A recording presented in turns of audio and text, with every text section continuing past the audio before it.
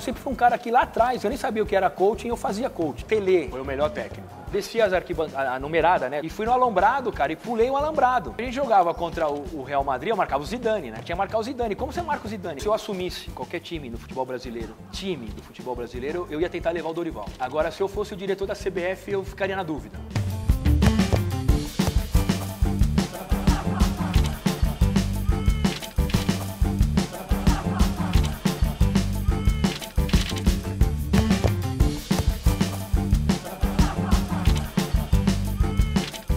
Eu participei da melhor época do São Paulo com esses caras que você falou, com o Raí, com o Tele, com o Muricy, com o Rogério Ceni e muitos outros, né? Eu cheguei a jogar no meio de campo, era Toninho Cerezo, Leonardo e eu. Cara, e na frente cheguei a fazer dupla de ataque com o Miller, que era meu ídolo quando ele fazia dupla de ataque com o Careca. Né? Então era um sonho que estava acontecendo, de eu estar jogando com esses caras, que eu via na TV e nem imaginava estar perto deles.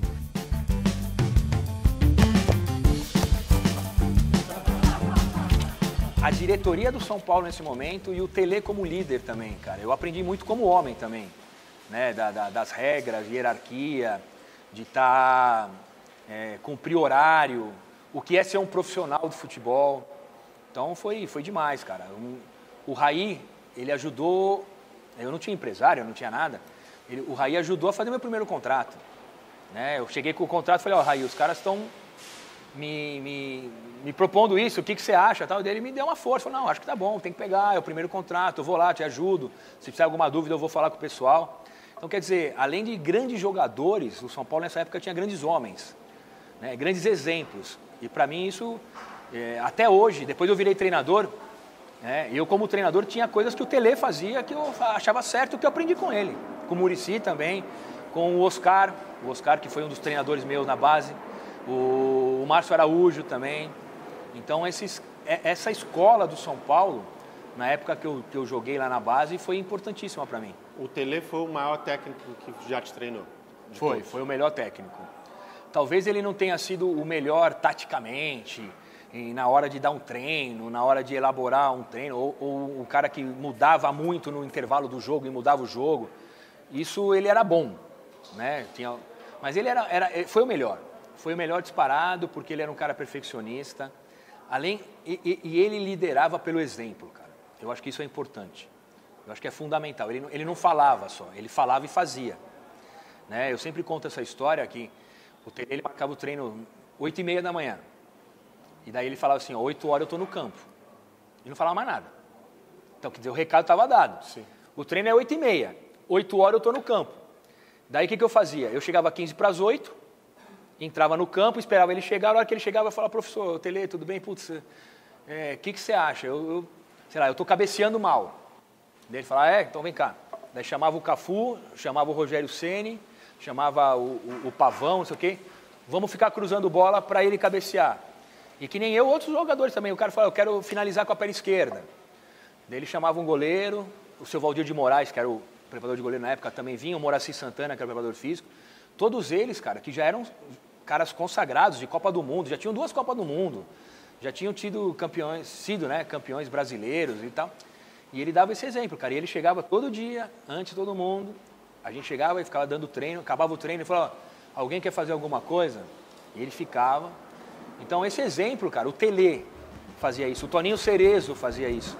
Se eles faziam isso, a gente que era moleque, não vai fazer, cara.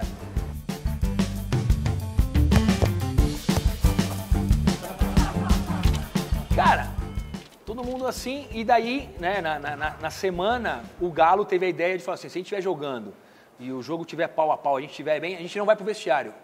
Vamos ficar no campo, pra torcida ficar lá e tal. E daí começa o jogo, e eu na arquibancada, cara. Eu nunca passei tanto nervoso, cara. Eu vendo meu time jogar e eu na arquibancada, vendo lá, torcendo. E daí começa, o Giovani faz um, daí faz outro, o time bem. Eu falei, E no Pacaembu, para você entrar no campo, você tem que dar uma baita volta pelo vestiário e tal. E eu tava na arquibancada, tava eu e o Robert também não jogou esse jogo. Daí quando dá um intervalo, cara, eu desci a numerada, né, onde tem as cabines de TV aqui, eu desci e fui no alambrado, cara, e pulei o alambrado. Daí o PM, com o cachorro, veio pra cima de mim, pensou que eu era um torcedor, daí eu falei, não, eu sou jogador, daí o cara me reconheceu. Daí o cara falou, você tá maluco, meu? Você tá pulando o alambrado? Eu falei, não, eu vou lá no meio do campo, lá ajudar os caras, é meu time, não sei o quê. Daí o cara deixou eu passar. O policial deixou eu passar, eu pulei o alambrado, fui lá. E como a gente ficou no meio do campo, abanando os caras, dando água, estando junto ali. Porque se eu fosse dar a volta pelo vestiário, eu ia chegar, já era o negócio, né? Então foi um momento... E daí o time ganha, né? O time vai pra frente, ganha, passa. E eu sofrendo que nem um maluco, mas eu pulei o alambrado do Pacaembu pra ficar com o time, cara.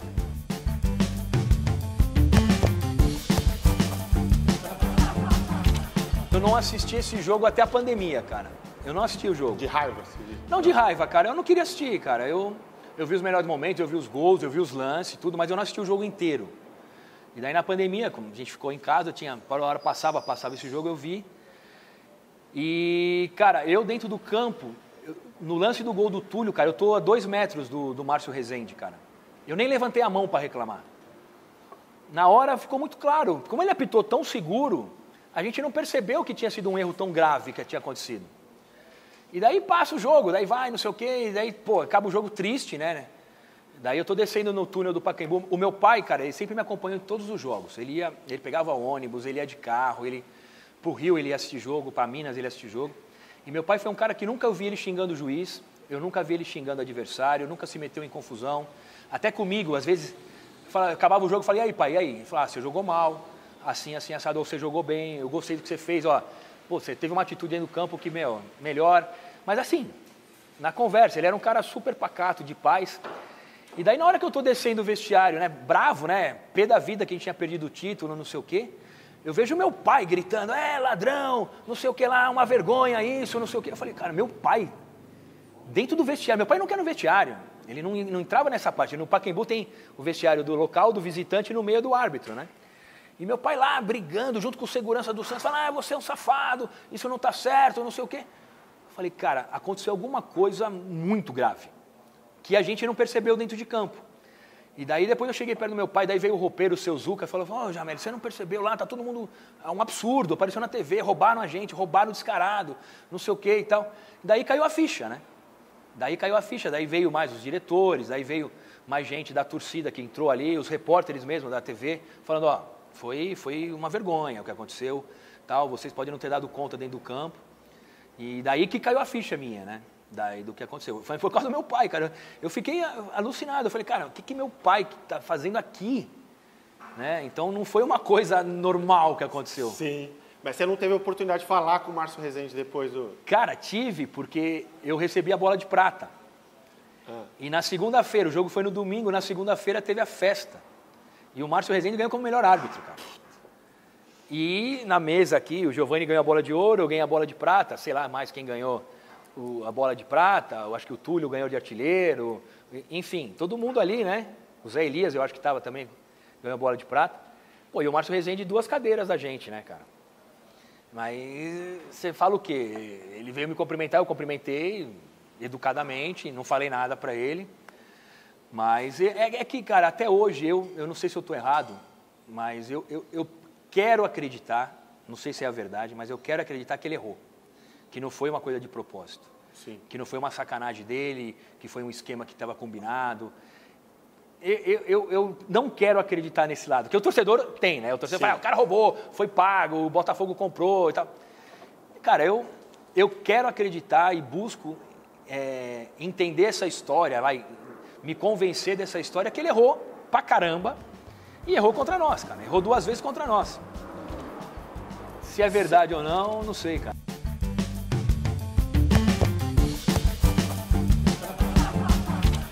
Predisposição para a vida extracampo, né? Se você falar com o Neymar, com todos eles não negam que gostavam de uma festa. Como é que era administrar essas 2 coisas? O talento em campo e a vontade de curtir fora dele? Cara, eu me senti aqueles artistas do circo que ficam com aqueles pratinhos que fica rodando, aí você tem que rodar um pouquinho mais esse, daí você que tá parando, vai no outro, roda o outro.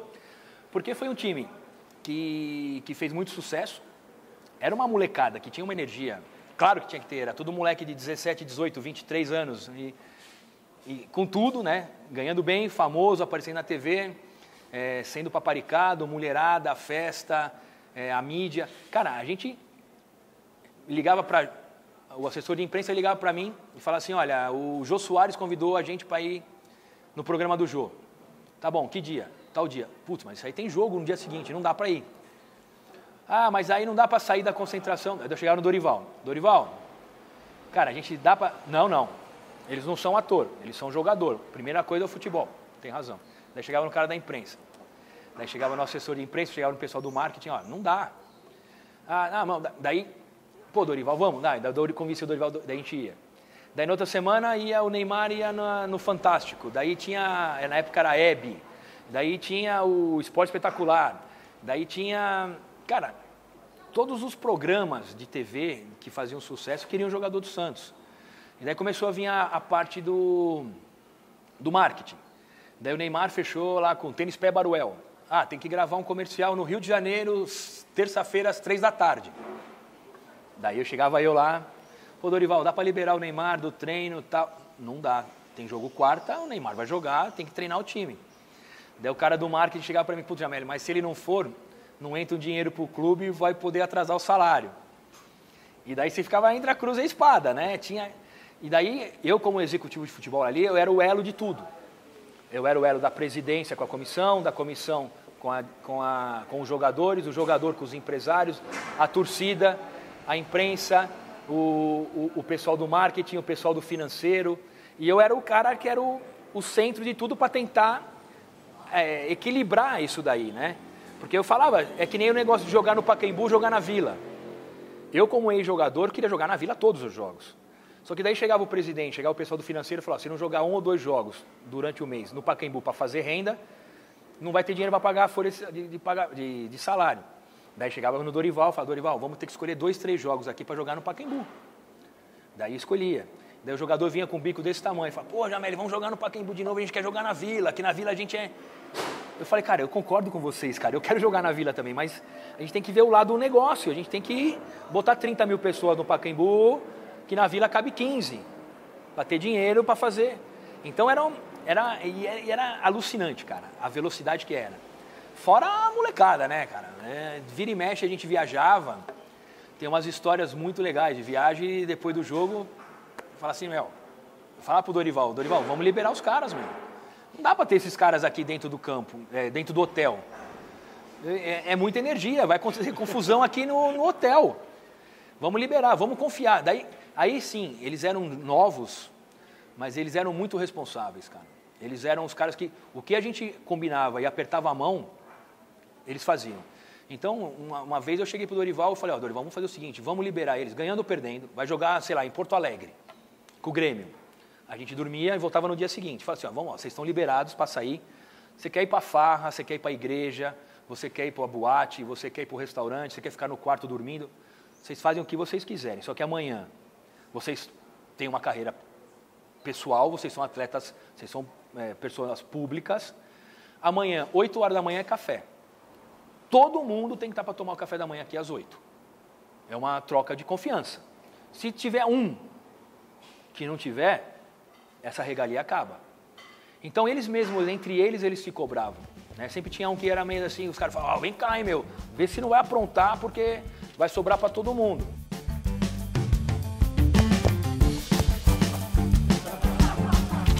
Eu acho que foi inevitável por causa dele, mais dele do que de outras coisas, porque na hora que ele sai, já estava...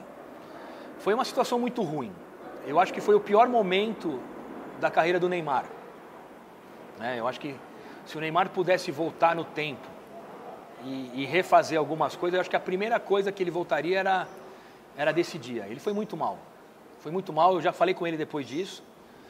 E eu falei, cara, eu não preciso te falar nada, né? Não na época que eu joguei, depois. A gente se encontrou 3, 4 anos depois. Eu falei, cara, você foi mal pra caramba, eu não preciso te falar. Aí ele falou, é isso mesmo, né? E tal. Eu falei... E não tinha como ser diferente. O Dorival tinha que tomar uma postura firme ali. Porque senão ele ia perder o comando de todo mundo. Até a gente, como dirigente, a gente teve que tomar uma atitude firme com o Neymar ali, porque ele foi mal demais. Mas eu acho que poderia continuar. Mas ele não ia ficar eterno no Santos. Uma hora ia acabar o casamento. Isso é normal no futebol.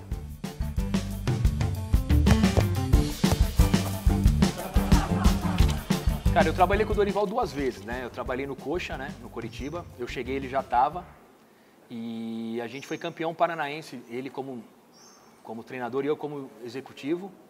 Tanto é que a minha indicação do Dorival para vir para o Santos foi porque eu já tinha trabalhado com ele. O Dorival tinha acabado de subir com o Vasco, de 2009 para 2010.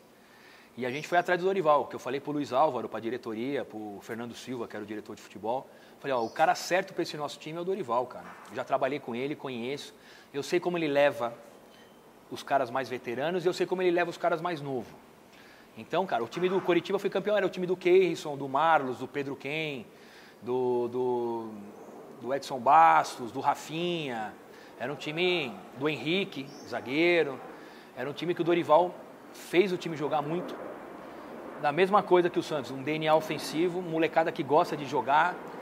E daí deu certo, né? Então eu com o Dorival a gente se deu muito bem.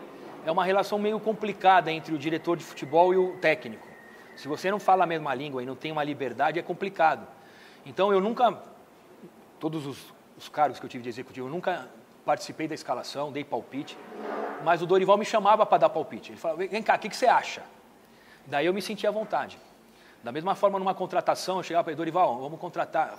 Aconteceu isso, o Danilo e o Alexandre, cara. A gente acertou, foram os dois laterais das últimas 2 Copas. A gente trouxe os 2 meninos para o Santos e encaixaram no Santos.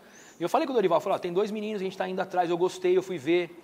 Um é do América, o outro é do Atlético Paranaense, assim, eu acho que encaixa no nosso time. Daí eu chamei ele, e ele falou. E daí que nem quando ele ia escalar o time, eu no intervalo do jogo, né, ele tinha os auxiliares dele, mas ele me chamava para ficar junto. O que você acha, Jameli? Daí eu falava. Então sempre teve um respeito na hierarquia, e se eu assumisse qualquer time do futebol brasileiro, eu ia tentar levar o Dorival como técnico. Agora, se eu fosse o diretor da CBF, eu ficaria na dúvida. Porque é um desafio para ele também, cara. É diferente o técnico de clube e o técnico de seleção. O técnico de clube, ele tem a semana inteira para trabalhar, ele conhece os jogadores, ele tem um relacionamento próximo dos jogadores, ele sabe com quem que ele vai jogar, ele treina o time, ele tem a segunda, terça, quarta, quinta, sexta para jogar no sábado ou no domingo. O treinador da seleção, cara, não tem nem aconteceu agora. O Dorival convoca a seleção, os caras se apresentam domingo à noite, vindo da Europa, com fuso horário, vindo de jogo, tudo. Na segunda-feira não pode treinar, porque os caras estão ainda com a mala nas costas, ainda o avião nas costas. Treina terça, joga quarta. Daí viaja, volta para o Brasil, treina quinta, treina sexta, joga sábado. Então ele não treina o time. O treinador de seleção não treina o time. O Dorival sabia disso quando ele assumiu. Ele não pode reclamar agora que é uma situação nova. Não, ele sabia que ele não ia treinar o time. Então eu acho que para ele é um desafio também, né? Muita gente fala, o Guardiola, queria que o Guardiola fosse técnico da seleção brasileira. Se eu fosse diretor do Santos, do São Paulo, tudo, eu queria o Guardiola. Agora na seleção eu não sei, cara. Não sei se ele daria certo. Ele nunca foi técnico de seleção, ele foi técnico de clube. Super competente, bom pra caramba, tal. Que nem o Abel. O Abel no Palmeiras faz um trabalho legal.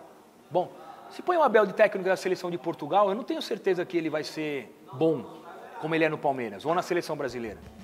Então eu acho que o Dorival tem um desafio pessoal da carreira dele muito importante, que é ser técnico de uma seleção.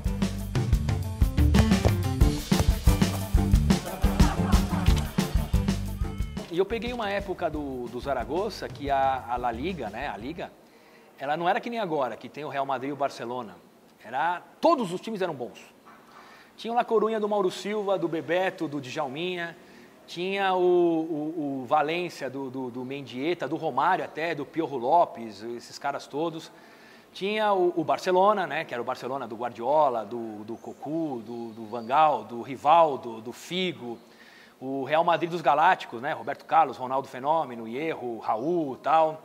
Daí tinha o Villarreal, era um time bom, o Celta de Vigo era um time bom, o Osasuna era um time bom, o Atlético de Madrid era um timaço. Então eu peguei uma época que, cara, o Zaragoza era um time de metade de tabela, né? E claro, ia jogar no Bernabéu contra o Real Madrid, não saía para trocar de igual para igual com o time dos Galácticos, né, cara? Marca quem? Marca o Figo, marca o Beckham, marca o Zidane, marca o Ronaldo Fenômeno, marca o Roberto Carlos, o Panucci, o Raul. O goleiro era o Cacilhas, era o Wilgner antes. Então, a gente jogava num sistema mais assim. Então, eu era encarregado, jogava um atacante, normalmente era o Savo Milosevic, o Snyder. O Savo Milosevic era um craque, jogava na seleção da Iugoslávia, Copa do Mundo. Jogava um atacante e eu era o meia, né, que eu falei, que marcava o volante do time contrário. Então, a gente jogava contra o Real Madrid, eu marcava o Zidane, né? Daí ia jogar contra o Barcelona, era o Guardiola. Então, eu tinha que marcar esses caras. E na época, não tinha que nem hoje. Hoje você vê a segunda divisão do campeonato da Tunísia, se você quiser. Naquela época era um jogo por semana do campeonato espanhol e normalmente era o jogo do Barcelona ou do Real Madrid. Então, quando eu jogava Real Madrid e Zaragoza, o Zaragoza aparecia na televisão no Brasil, né? E daí eu ligava para o meu pai, ligava para os meus amigos, ligava para o meu irmão e falava, vê o jogo aí que nós vamos jogar com o Real Madrid, eu vou dar uma porrada no Zidane para tomar o cartão amarelo para eu aparecer na TV, porque senão eu só vou correr atrás dos caras, né? Porque a gente fazer um gol e tudo vai ser difícil. E daí eu brincava com eles. E a gente chegou a ganhar de 5-1, cara, do Bernabéu, do Real Madrid. A gente ganhou um jogo de 2-1, eu fiz um gol de pênalti. E a gente saiu aplaudido, a torcida do Real Madrid aplaudindo o nosso time. Eles falam os panuelos, né? Com o paninho branco lá, o lencinho branco, aplaudindo o nosso time. Porque a gente ganhou de 5-1 do Real Madrid, cara, lá no Bernabéu. Teve um 4-4 com o Barcelona também. A gente saiu aplaudido do Nou Camp. Mas era aquela história, né, cara? Tinha que marcar o Zidane. Como você marca o Zidane, cara? Na hora que eu chegava para dar o bote, para roubar a bola já estava lá. Daí a bola vinha, agora eu vou roubar. Pum, a bola já estava lá. Foi o cara que mais me impressionou jogar contra era o Zidane, cara. Ele não dominava uma bola parado. Ele sempre dominava com uma perna e tocava, dominava com a outra. Então eu queria chegar nele para dar uma falta, então não dava tempo, cara. E daí acabava o jogo, meu pai ligava e falou, você falou que ia dar uma porrada no Zidane, não, você nem achou o cara, meu. Nem amarelo você tomou, não sei o quê.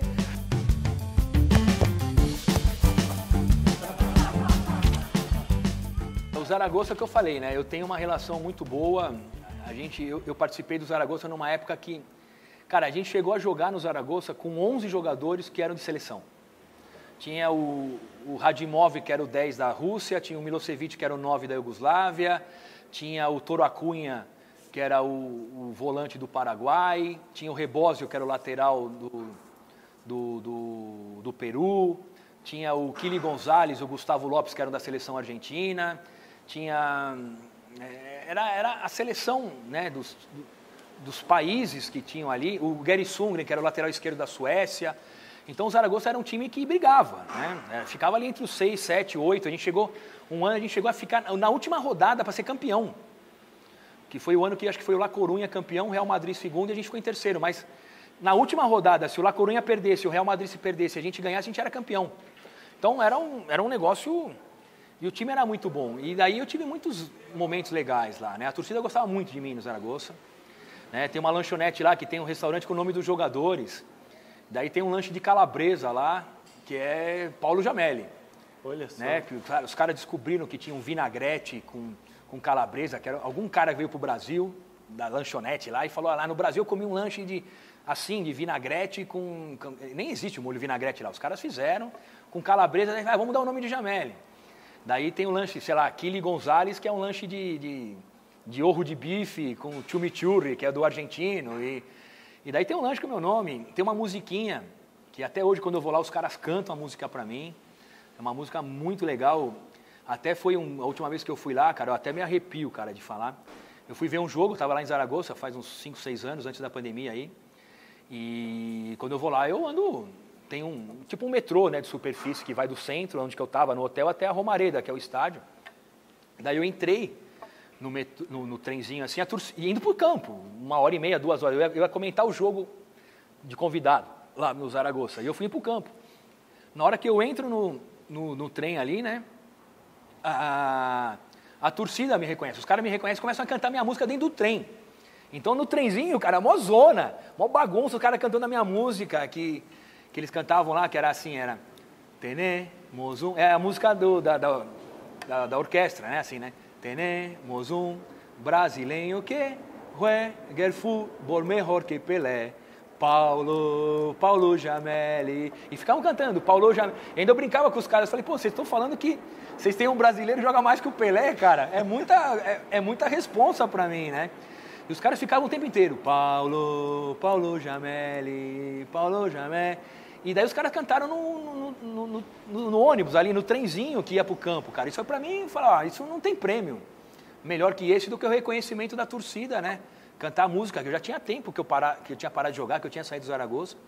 E eu vou lá e os caras cantam. E eu sou muito mais reconhecido lá em Zaragoza do que aqui em São Paulo, em Santos. O pessoal me para mesmo na rua lá, para. Aqui algum torcedor lembra, oh, você não é o Jameli? Tem algum cara que fala assim, pô, te conheço em algum lugar. Ah, você é aquele jogador e tal.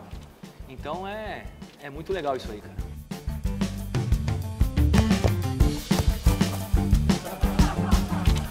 Por que você não deu certo, na sua opinião? E eu queria que você me contasse o que aconteceu naquele jogo do 6-1, que o Geninho foi demitido ao vivo, se vocês tinham essa noção de que estava acontecendo isso. Eu não acho que eu não dei certo no Corinthians, mas eu também não dei certo. Eu acho que eu fiquei... Foi uma passagem. Eu acho que nem foi ruim e nem foi boa. Porque a gente não teve problema de rebaixamento, do time em crise, não teve, mas também não teve a chance de chegar para ser campeão ou estar ali na Libertadores. Então foi... Para o Corinthians é pouco, né? O Corinthians ficar entre o 8º e o 12º não é uma campanha boa, mas eu não tive problema. E o que aconteceu foi que eu estava voltando do Zaragoza, né? Eu tinha ficado já 6, 7 anos lá. Eu tinha uma proposta de renovar mais um ano com o Zaragoza, mas eu queria voltar para o Brasil por causa dos meus pais, por causa dos meus filhos que estavam crescendo. Meu pai sempre falava, meus netos estão crescendo, eu vejo eles uma vez por ano, e não sei o quê. Daí eu queria voltar, e daí teve a oportunidade do Corinthians. Eu falei, voltar para o Corinthians. E era um Corinthians de Fábio Luciano, Dida, Kleber, Vampeta, Lee Edson, Jorge Wagner. Era um timaço do Corinthians. Acho que o Dida estava no gol ainda. E daí, quando veio a proposta, eu falei, eu vou entrar nesse time, vou jogar bem. O time é bom. Só que eles esqueceram de me avisar que eles iam vender todo mundo, né? Daí eu chego no meio da temporada, eu estava de férias, então eu tive que fazer uma pré-temporada enquanto o time estava jogando. E daí eu ia treinar, cara, daí eu vi um saco cheio de chuteira. O que é? Ah, não, o Kleber foi vendido para o Werder Bremen. Tchau. Daí eu treinava outro dia, vou estrear. O que é esse saco? Um outro saco assim, cheio de chuteira. Não, o Lee Edson foi para o Sporting. Daí a outra, o Dida foi para o Milan. O Fábio Luciano foi para a Turquia. O Jorge Wagner foi para o Betis. Cara, eles desmontaram o time. E daí chegou eu, o Robert e o André Luiz, né, os 3 mais veteranos, né? Não era tão veterano, mas eram os mais veteranos, com o time que tinha sido campeão da Taça São Paulo. Que era o Jô, o Coelho, o Abuda, o Moreno, o Rubinho, irmão do Zé Elias, goleiro, o Anderson, zagueiro, o Marquinhos, zagueiro, o Fabrício, o Fabinho, volante, que era do São Caetano. E os caras mais veteranos eram eu, o Vampeta, o Robert e o André. E desmontou o time. E o Geninho não tinha o que fazer, cara. Porque ele tinha um timaço, que era o time que perdeu pro River lá na Libertadores e tal. E de repente desmontou o time. E eu fui contratado para jogar naquele time, sim, não nesse outro time, né?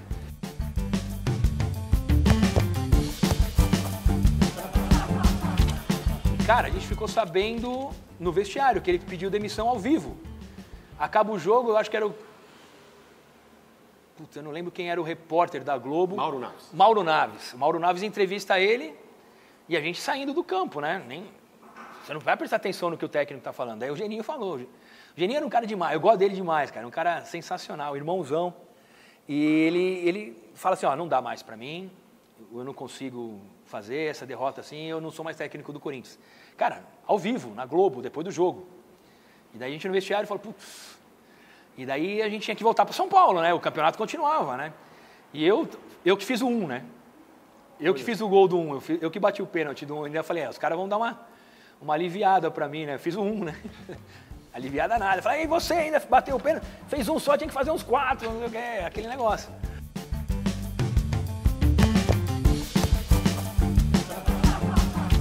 Nós somos 120 a equipe, que tem treinamento durante o ano inteiro. Porque imagina, cara, se eu quiser entrar na pista durante a corrida, eu entro. Tá tendo a corrida, eu saio do meu posto, pulo o guarda-reio e entro na pista. E isso os 120 podem fazer, porque a gente está ali, está próximo, está todo mundo perto. Então é uma responsabilidade muito grande. Teve um ano que tinha um cachorro. Então a gente fica com o rádio, né? Fica, olha, o cachorro está em tal lugar, fica de olho, o cachorro não pode entrar na pista. Daí o cara do posto 6 fala assim, ó, ele foi pro posto 8. Daí o cara do posto 8 fala, eu tô vendo, tá tranquilo. Daí o cara do posto 9 falou, ó, ele tá indo pra pista. Daí o cara, a torre fala assim, vai lá e pega esse cachorro, cara. Ah, não, ele tá indo pro posto 10. E a gente durante a corrida monitorando, porque imagina, se o cachorro dá um pique e vai pro meio da pista, cara.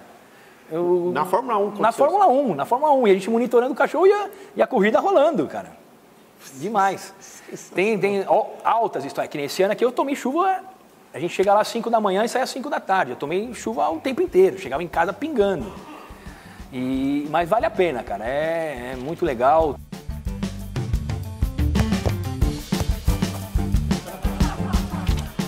Quando o Massa foi campeão, eu estava num posto que era na saída do oeste do Senna.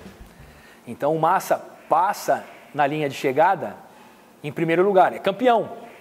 Daí o meu chefe na torre fala, ó, o Massa é campeão, pode ficar na beira da pista e comemorar, porque o Massa é campeão, Daí ele passa a reta, desce o S do Senna, passa em frente ao meu posto e a gente lá, campeão. Ele anda um pouquinho, daí vem a informação no rádio, fala, ó, o Hamilton passou o bloco, o Hamilton é campeão. Mora anticlímax, né? O cara passou, o brasileiro campeão. Daí passa o Hamilton, desce o S do Senna, passa na nossa frente, a gente batendo palma pra ele, campeão. Eu acho que o meu posto ali foi o único posto que comemorou 2 campeões de Fórmula 1 na mesma corrida, cara. E a gente ficou um cara de banana, né, cara? Todo mundo contente por causa do Massa, daí o Hamilton passa, o Hamilton quer o campeão.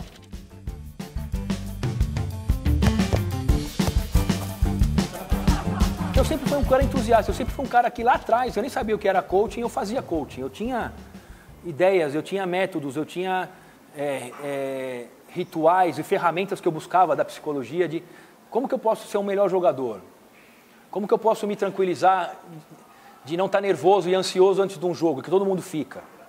E daí eu comecei a gostar. E daí quando eu parei, eu comecei para esse lado. Fui fazer curso na Espanha, curso aqui no Brasil, tirei várias certificações, porque coaching não é uma profissão. Né? Eu não sou psicólogo também, gostaria de ter estudado mais para ser psicólogo, mas eu não sou. Então, eu fui vendo o que você pode fazer, o que faz junto, quem trabalha com isso, quem que desenvolve isso, quem é o cara bom aqui no Brasil que faz isso, quem é o psicólogo bom que faz ali. E daí eu fui entrando, fui vendo que isso faz diferença, cara. Eu já fui coaching de jogador de golfe, que o cara nunca ganhava nada, e o cara começou a ganhar, de corredor de maratona, de lutador de MMA, jogador de tênis. Não que o coaching fez com que os caras melhorassem 1000% e ganhar. Não, eles tinham talento, eles tinham trabalho, eles tinham tudo. Mas faltava alguma coisa. E daí eles começaram a ganhar, junto com os psicólogos. Porque o psicólogo, ele tem muita restrição no meio do esporte, nem tanto, mas do futebol, cara. O futebol tem o psicólogo nos times, a maioria não tem. Os que tem trabalham mal. Porque tem uma salinha, lá no fundo, lá tem um psicólogo e o técnico fala assim, você não está legal, vai lá falar com o psicólogo. Quer dizer, já meio que você está meio lelé, ou que você não está bem, que você está com a cabeça ruim.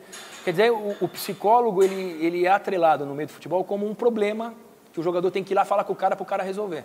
E não é isso. O psicólogo no time tem que trabalhar a longo prazo, tem que ter tudo. Só que, para trabalhar a longo prazo no futebol, não existe. Como você vai trabalhar a longo prazo com um cara, um psicólogo fala assim, eu preciso de 3 anos com um jogador. Se o cara chega no Campeonato Paulista, acaba o Paulista, o cara vai embora. Não dá tempo. O coach não, o coach é mais direto. Ele tem começo, meio e fim, pá. Então eu acho que esse trabalho... E daí vai indo. Daí eu fui convidado para falar sobre coaching na CBF. Comecei a dar aula na CBF Academy de coaching. Por causa da CBF, fui convidado para trabalhar na Comebol Evolution. O coaching era uma matéria dos cursos. E agora a gente está lançando um curso de coaching. Que sou eu junto com o Pablo. O Pablo é o psicólogo do River Plate. E a gente fez um curso de quem quiser entrar na Comebol Evolution, lá, curso de coaching esportivo. É um curso que a gente está lançando agora, porque é importante, cara. A saúde mental do atleta tem que estar cada vez mais.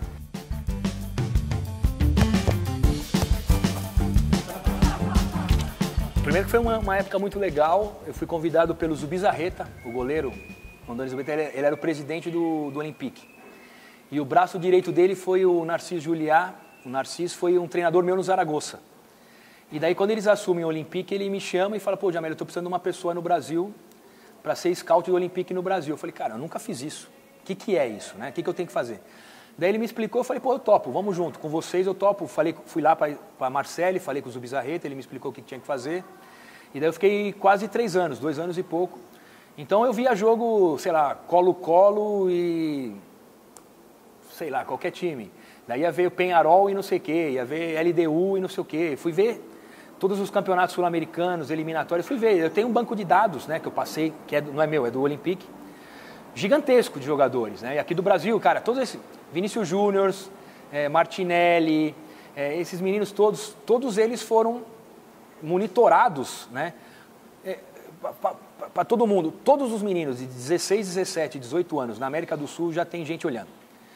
Os caras do Ajax, do Porto, do Olympique, do Chelsea, todos os times têm um representante aqui no Brasil olhando esses meninos e já estão sendo monitorados. Então eu fazia relatórios, cara. Semanalmente eu mandava relatório de 10 jogos. Daí, ó, Corinthians e Palmeiras. O Corinthians e Palmeiras tem um tal de Estevam aqui, assim, ó. Característica dele, pá. E a gente tinha um grau, né, de notas e de cores, de valor, de maturação, de que se esse jogador daria certo, se eu achava que daria certo na Europa, se ele era muito caro, se o time vendia, se era um time que vendia, ou se era um time que era difícil a negociação. E eu passava para o Zubizarreta e para o Narciso, que era... E eles iam vendo. Daí tinha... O Olympique de Marseille levou o Gerson, foi relatório meu, lá atrás, ele foi depois que eu saí. O Luiz Henrique, não esse Luiz Henrique do Botafogo agora, o outro Luiz Henrique que era do Botafogo, que foi para lá. Tinha o centroavante, agora o nome do Boca, que fez o gol no Palmeiras na final, caramba, me fugiu o nome dele agora, o centroavante do Boca Juniors. Foi para lá, eu fui para a Argentina, fiz relatório sobre ele, mandei para lá, no final ele foi 16 ou 17 milhões de euros. Então é um trabalho muito, muito legal.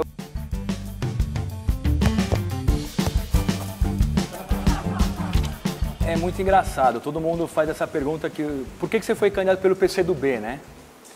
E, cara, eu era afiliado do PSDB. Então, olha, quer dizer, é totalmente diferente, né, do PCdoB e do PSDB. Mas na época que eu estava de gerente de futebol do Santos, o Orlando Silva era o ministro dos esportes. Ele e o Aldo Rebelo. E vira e mexe, tinha alguma visita, vem uma delegação de Angola para o Brasil, e eles recebem lá para fazer em Brasília e tal. Só que os caras querem ir na Vila Belmiro ver o estádio onde o Pelé jogou. Daí o Ministério do Esporte ligava para o Santos, né, para fazer o recebimento dessas pessoas. E muitas vezes eu que recebia. Então começou a ficar uma coisa próxima, né? O Orlando Silva, ele é palmeirense, né? Só que dele ia assistir jogo na Vila, ou o Adido Cultural de Moçambique vem para o Brasil e quer ver a Vila Belmiro. Daí eu recebi o cara, conversava com o cara, e a gente foi aproximando. E eu nunca tive a ideia de ser político, não foi uma meta que eu tinha de trabalhar em política. Eu sempre gostei de participar de política, eu acho que a gente tem que estar ligado. Nunca fui extremista de esquerda nem extremista de direita, eu sempre acreditei nas pessoas. Então por isso que eu fiquei super à vontade, quando eu saí, fui falar com o pessoal do PSDB, falar, eu vou me desfiliar do PSDB, lá de Santos, que era muito próximo do prefeito de Santos, lá do Paulinho de Santos e tudo. E nesse momento o Orlando Silva me convidou, eu falei, pô, você não quer ser candidato? Cara, eu falei, não quero, tá louco, eu vou ser candidato, o que eu vou falar? Cara, eu não sou político, eu não sei fazer a política, eu acho que isso é uma coisa séria. Ele falou, não, vamos junto, a gente faz. E daí até foi claro, ele falou, muito provavelmente você não vai ser eleito, né? Porque não tem dinheiro, tem que ter dinheiro para fazer campanha, tem que ir atrás, tem que ser um profissional da política, né? Daí ele falou, só que você vai ajudar muita gente do partido. A Alessi Brandão era a número 1 do partido, então tem aquele negócio do número de votos, divide pelo número de cadeiras e tal. Então os meus 4.000 votos ajudaram a Alessi Brandão a se eleger.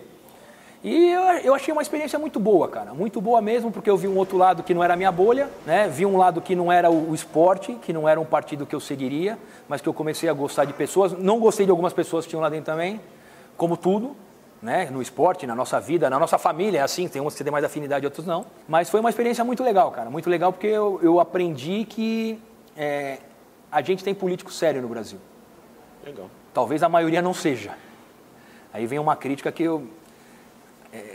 a maioria não é, mas tem muita gente séria, cara, e não importa se é vermelho, se é verde e amarelo, se é preto, se é branco, se é azul, Não importa, eu acho que é a cor do partido e a ideologia que o cara tem. Eu acho que tem gente boa e gente não tão boa.